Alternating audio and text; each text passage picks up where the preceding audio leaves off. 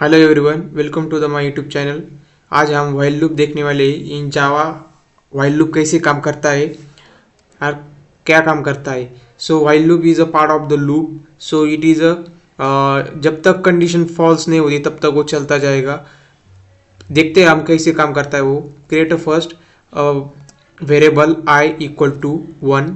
So while I is less than equal to 5, मतलब I 1 है। 1 5 से कम है कि ज़्यादा है ये चेक करेगा। कम होगा तो ये कंडीशन ट्रू हो जाएगी और वो नीचे आएगा और I को प्रिंट करेगा।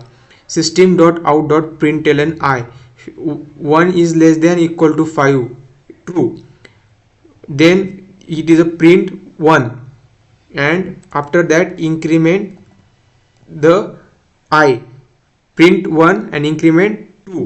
So again check the condition 2 is less than 5 or not, it is a true. So then print 2, increment 3. 3 is check the condition 3 is less than 5, it is a true, then print a 3.